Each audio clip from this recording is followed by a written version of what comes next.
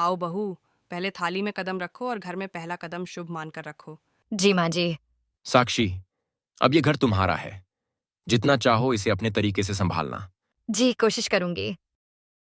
बहू, शादी के बाद का पहला खाना बहुत खास होता है। इसे बड़े दिल से बनाना चाहिए। जी माँ जी। खास? मुझे तो इसमें कोई खास बात नहीं दिख रही। खैर, जल्दी निपटा लेती हूँ। साक्षी आलू की सब्जी और चपाती बनाती है। सब्जी में जानबूझकर मिर्च बहुत ज्यादा डाल देती है। बस हो गया, अब देखते हैं क्या होता है। सब खाना खाते हैं और तुरंत पानी पीने लगते हैं। अरे बहू, ये गांव तो में बहुत तीखा है। पहुंचकर तुमने उन्हें कितनी एक मिर्च खाली डाल दी? जमीन मिली, माँ जी, लेकिन उनके शायद हाथ पास से घर ज्यादा बनाने मिर्च के पड़ लिए गई। कोई साधन अगली नहीं बार था। ध्यान रखूंगी। रघु ने चारों ओर साक्षी नजर मन ही मन दौड़ाई सोचती और है, एक बड़े मजबूत एक ही पेड़ बार को में काम देखा। आसान हो गया। कुछ दिनों बाद घर के लोग साक्षी के तीखे खाने से परेशान होने लगते हैं। साक्षी, तुम हर दिन इतना तीखा खाना क्यों बनाती हो? अर्जुन, रघु ने तीखा अपनी खाना बुद्धि और सेहत के लिए बच्चों की अच्छा मदद होता है। से पेड़ पेट की साफ रहता शाखाओं है। पर एक लेकिन मजबूत घर और के सुंदर बाकी घर लोगों का बना क्या? लिया।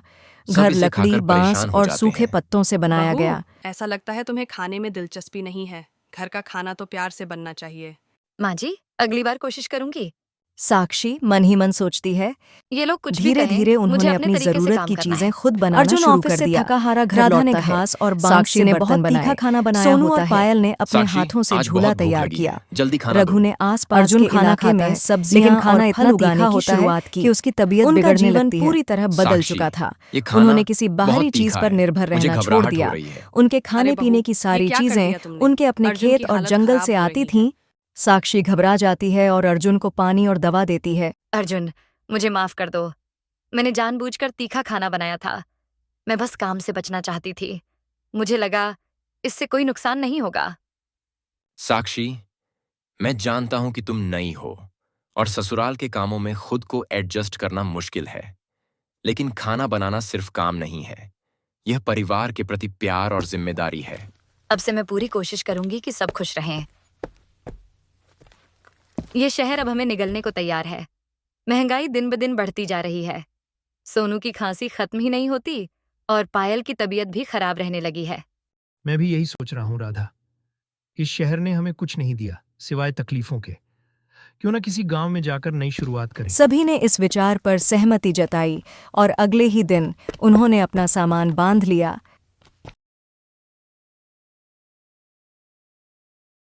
कुछ सालों बाद रघु का पेड़ वाला देखो घर बेटा, गांव हम की अब एक नई पहचान बन जगह गया। जाएंगे, जहां लोग हम सब दूर कुछ दूर खुद से उसे बनाएंगे। देखने आते कोई थे। प्रदूषण नहीं रघु होगा और उनका हम खुद परिवार के न उगाए सिर्फ खाने पर आत्मनिर्भर था, बल्कि गांव के दूसरे लोगों की जिंदगी भी बदल चुका था।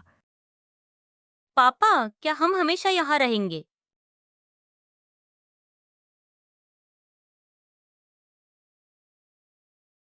पापा, ये पेड़ कितना बड़ा और मजबूत है। क्या हम इसके ऊपर अपना घर बना सकते हैं? ये तो नई बात होगी, लेकिन कोशिश करने में क्या बुराई है।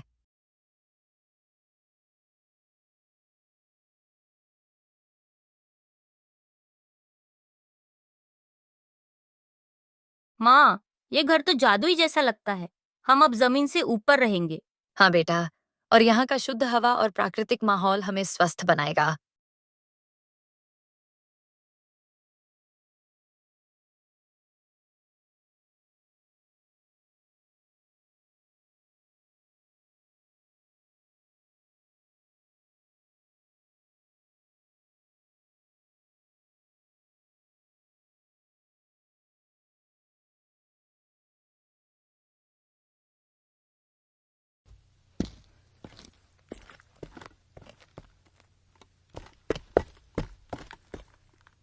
तुमने जो किया है वो हमें भी सिखाओ। तुमने जो साधन अपनाए हैं वे गांव के और लोगों के लिए प्रेरणा हैं। रघु ने खुशी खुशी सबको खेती और जैविक चीजें बनाने के तरीके सिखाए। धीरे धीरे पूरा गांव आत्मनिर्भर बन गया। रघु ने नीचे झांक कर देखा तो कुछ अजनबी लोग उनके खेत से सब्जियां चुरा रहे थे। राधा, नीचे कुछ लोग हैं। मुझे लगता है वे चोर हैं। रघु ने गांव के कुछ लोगों को इकट्ठा किया और सभी ने मिलकर चोरों को पकड़ लिया। चोरों ने बताया कि वे भी भूख से परेशान हैं और जीने के लिए चोरी कर रहे हैं। अगर आप मेहनत करना चाहें तो हमारे साथ जुड़ जाइए। यहाँ जमीन है, मेहनत करिए और अपना पेट भरिए। उन चोरों ने भी मेहनत शुरू की और रघु के परिवार का आभार व्यक्त किया।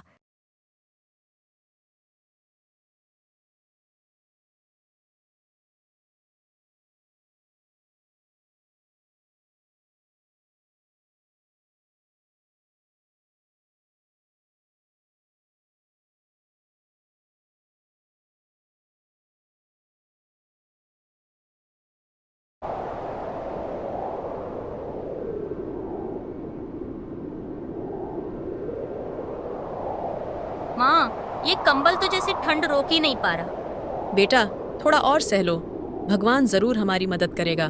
माँ, मेरे पैर क्यों सुन्न हो रहे हैं? सुमित्रा, आग जलाने की कोशिश करो।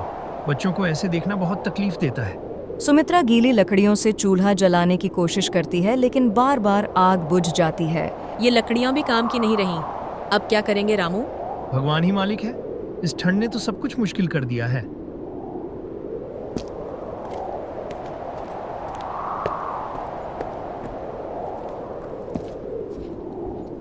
भाइयों, ठंड ने तो हमारी जान पर बनाई है। न कपड़े हैं न लकड़ियां। हमारे बच्चे मरने की हालत में हैं। रामू, यही हाल पूरे गांव का है। पर रघु व्यापारी, उसकी दुकान पर सब कुछ है, पर कीमत इतनी ज्यादा कि हम खरीद नहीं सकते। ये रघु तो अपने मुनाफे के लिए हमें मरने के लिए छोड़ रहा है। अगर वह इंसानियत नहीं दिखाएगा तो हमें उसे दिखानी पड़ेगी कि एकता में ताकत होती है।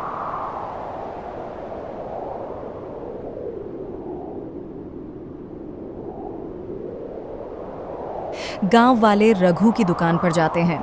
वह अपनी दुकान पर ऊनी कपड़े और लकड़ियां बेच रहा था। रघु भाई, ये ठंड हमारे बच्चों की जान ले रही है।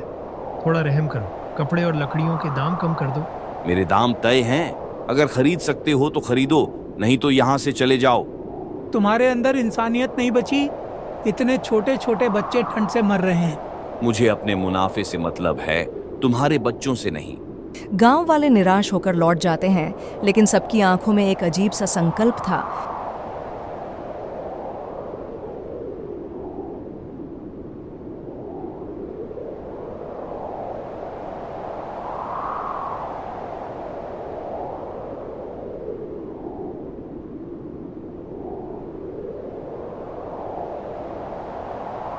गांव वाले बच्चों और महिलाओं के साथ मशाल जलाकर रघु के गोदाम की ओर शांतिपूर्ण मार्च करते हैं। इंसानियत बचाओ और हमें जीने दो जैसे नारे गूंजते हैं। रघु यह देख हैरान हो जाता है। ये लोग मेरे गोदाम के बाहर क्यों जमा हो रहे हैं? रघु, देखो इन मासूम बच्चों को। तुम्हारे लालच ने इन्हें ठंड में तड़पने पर मजबूर कर दिया है। क्या तुम्हें शर्म नहीं आती? रघु भाई, ये वक्त मुनाफा कमाने का नहीं, बल्कि एक दूसरे की मदद करने का है। अगर तुम्हारे घर में तुम्हारा बच्चा तड़पता तो तुम क्या करते? चाचा, मेरी छोटी बहन को बचा लो, वह बहुत कमजोर है। रघु के चेहरे पर असमंजस झलकता है। वह सोच में पड़ जाता है। गांव वालों का दर्द देखकर उसका दिल पिघलने लगता है। मैंने लालच में गलत किया। अब मैं तुम्हारी मदद करूंगा। रघु अपना गोदाम खोलता है और गांव वालों को लकड़ियां और कपड़े मुफ्त में बांटता है। मेरे लालच ने मेरी आंखें बंद कर दी थी। अब मैं अपनी गलती सुधारना चाहता हूँ। इंसानियत ही सबसे बड़ी चीज है। आपने अपनी गलती मानी, ये बहुत बड़ी बात है। हमें याद रखना चाहिए कि मुश्किल समय में एकता ही हमारी सबसे बड़ी ताकत होती है। रामू, आज ठंड और ज्यादा है। लोग घर से बाहर नहीं निकलेंगे। इतनी मेहनत करोगे लेकिन सब्जियां बिकेंगी नहीं। सरोज, मेहनत करने वालों का रास्ता खुद भगवान बनाते हैं। अगर मैं घर बैठा रहूं तो बच्चों का पेट कैसे भरेगा? माँ की दवा कहाँ से आएगी? रामू अपना ठेला लेकर घर से निकलता है।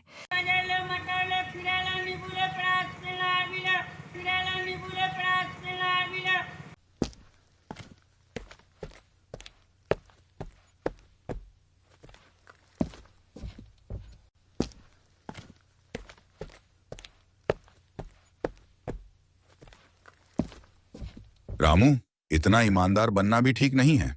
थोड़ा बहुत तो फायदा उठा ही लिया करो। देखो मैं कैसे काम चलाता हूँ। रघु, ईमानदारी ही मेरी सबसे बड़ी दौलत है। अगर मैं दूसरों को धोखा दूंगा तो खुद को कैसे देख पाऊंगा? रामू गांव की गलियों में सब्जियां बेचता है। लोग कम ही बाहर आ रहे थे, लेकिन रामू की मुस्कुराहट और आवाज बुलंद थीं। ठंड के कारण उसके हाथ लाल पड़ गए थे। ताज़ा सब्जियां ले लो। आलू, टमाटर, भिंडी, सर्दियों के मौसम की ताज़ी सब्जियां। कुछ लोग उसकी सब्जियां खरीदते हैं, लेकिन बहुत कम। शाम होते होते ठंड और बढ़ जाती है। रामू को आज कमाई बहुत कम हुई है। वह निराश होकर अपने ठेले को खींचते हुए घर लौटता है। सरोज, जो कुछ घर में बचा है बच्चों को खिला दो। मैं कल और मेहनत करूंगा। माँ के लिए भी दवाई लाऊंगा। रामू, इतनी ठंड में ज्यादा काम मत करो। तुम्हें खुद की सेहत का भी ख्याल रखना चाहिए। जब तक मेरी सांसें चल रही हैं मैं हार नहीं मानूंगा। यह गरीबी ज्यादा दिन नहीं रहेगी। अगले दिन रामू बाजार में सब्जियां बेच रहा था। अचानक उसके ठेले के पास एक बटुआ गिरा मिलता है। अरे, ये बटुआ किसका हो सकता है? रामू बटुआ खोलता है। उसमें बहुत सारे नोट और एक पहचान पत्र है। वह पढ़ता है कि यह बटुआ गांव के सबसे बड़े जमींदार सुरेश बाबू का है। इतने पैसे मेरे सारे दुख दूर कर सकते हैं, लेकिन अगर मैं इसे रख लूं तो अपनी ईमानदारी खो दूंगा। मैं इसे लौटाऊंगा। रामू बटुआ लेकर सुरेश बाबू के घर पहुंचता है। वहां सुरेश बाबू परेशान बैठे थे। सुरेश बाबू, ये आपका बटुआ है। ये मुझे बाजार में गिरा मिला था। रामू, तुमने ये बटुआ लौटा दिया? इसमें तो पूरे 50,000 रुपये थे। तुम्हारी ईमानदारी की जितनी तारीफ की जाए कम है। सुरेश बाबू के घर में रामू को देखकर एक आदमी, रघु, चुपके से बातें सुनता है। वह रामू से जलता है और उसकी छवि खराब करने की योजना बनाता है। रामू तो गांव में हीरो बनता जा रहा है। अगर इसे कोई नुकसान हो तो मैं उसकी जगह ले सकता हूँ। अगले दिन रघु रामू पर झूठा आरोप लगाता है कि उसने बटुए के कुछ पैसे चुरा लिए थे। सुरेश बाबू रामू को बुलाते हैं।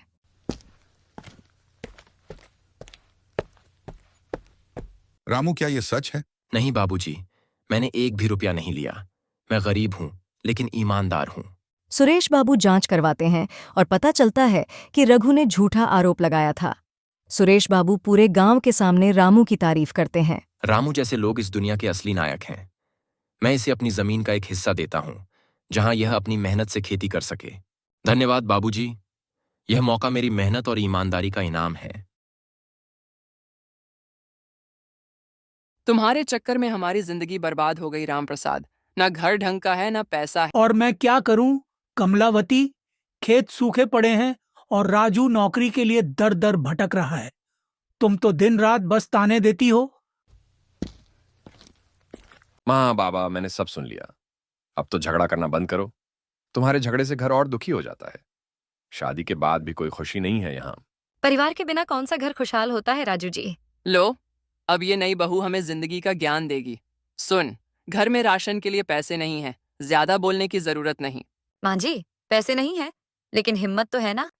मुझे एक मौका दीजिए, सब कुछ ठीक कर दूंगी। माँ जी, आपके हाथ का बना अचार तो गांव भर में मशहूर है। क्यों ना हम इसे बाजार में बेचने की शुरुआत करें? लोग क्या कहेंगे? सास अचार बेच रही है। लोग तो वैसे भी कुछ न कुछ कहते ही हैं, लेकिन पैसा हमारा होगा ना। अगले दिन मांझी और सुनीता अचार बनाकर बाजार में बेचने जाती हैं। लोग मांझी के अचार की तारीफ करते हैं और खूब बिक्री होती है। सुनीता, तुझे कैसे पता था कि ये काम चलेगा? माँ जी, जिसमें आपका दिल और मेहनत लगी हो वो जरूर रंग लाती। बाबूजी, पंचायत में कितने छोटे मोटे काम हो रहे हैं। आपके अनुभव का वहाँ अच्छा इस्तेमाल हो सकता है। ये तो सोचा ही नहीं था। कल जाकर बात करता हूँ। राजू जी, आजकल नौकरी के लिए ऑनलाइन आवेदन करना होता है। मैं सब समझा दूंगी। सुनीता, तुम तो कमाल हो। कुछ महीने मुझे बाद एक घर मौका की दो। हालत बदल चुकी है। सुनीता, तेरे कारण घर में पैसा भी आ गया और शांति भी। अब तो पंचायत के लोग मुझे राम बाबूजी बुलाते हैं। बहूजी, मुझे नौकरी मिल गई। देखा माँ जी, जब सब मिलकर एक दूसरे का साथ देते हैं तो हर मुश्किल आसान हो जाती है।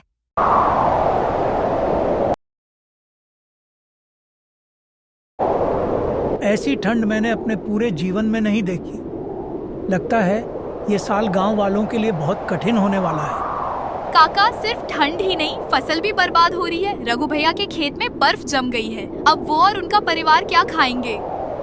ठंड ने सिर्फ खेतों को ही नहीं बल्कि लोगों को भी बेहाल कर दिया है। बच्चे बीमार पड़ रहे हैं। ललिता की बच्ची को बुखार है और उसके पास दवाइयां लेने के पैसे नहीं हैं। गोपाल बेटा, मेरी गुड़िया कल रात से कांप रही है। उसके गाल गर्म है और शरीर ठंडा। डॉक्टर से दवा लेने के लिए पैसे नहीं है। चाची, आप चिंता मत करो, हम कुछ न कुछ जरूर करेंगे। गांव के लोगों को एक साथ आना होगा। ठंड सिर्फ एक व्यक्ति की समस्या नहीं है, ये पूरे गांव का संकट है। अगर हम सब ने मिलकर इसका हल नहीं निकाला तो हालात और भी बिगड़ जाएंगे। गांव वालों, इस बार की ठंड ने हमें बुरी तरह से जकड़ लिया है। रघु जैसे किसान अपनी फसलें खो चुके हैं। बच्चों की तबीयत खराब हो रही है। अगर हम सब ने मिलकर कुछ नहीं किया तो कई घर उजड़ जाएंगे। बात तो सही है, पर हम क्या कर सकते हैं? हमारे पास न पैसे हैं, न संसाधन। हमारे पास एक चीज है जो सबसे बड़ी ताकत है, हमारी एकता। अगर हर कोई थोड़ा थोड़ा मदद करे तो हम सब मिलकर इस ठंड का सामना कर सकते हैं। मैं शहर से दवाइयां और गर्म कपड़े लाने का इंतजाम करूंगा। मैं और मीरा घर घर जाकर लोगों से पुराने कपड़े और कंबल इकट्ठा करेंगे। मैं चाय बनाकर हर किसी को बांटूंगा।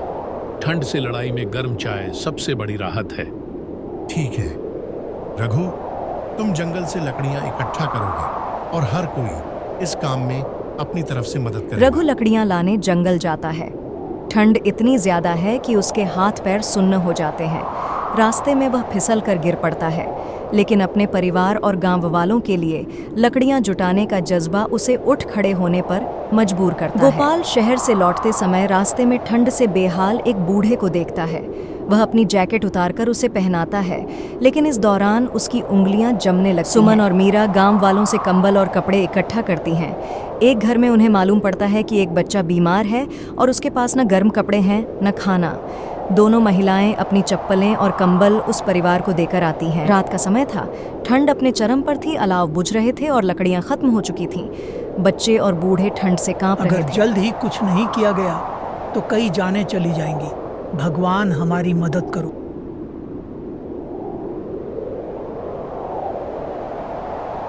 गांव वालों, हमारी मेहनत और एकता ने हमें बचा लिया। अगर हम साथ नहीं होते तो ये ठंड हम पर भारी पड़ती। ठीक कहा। हमने साबित कर दिया कि जब गांव एकजुट हो जाए तो कोई भी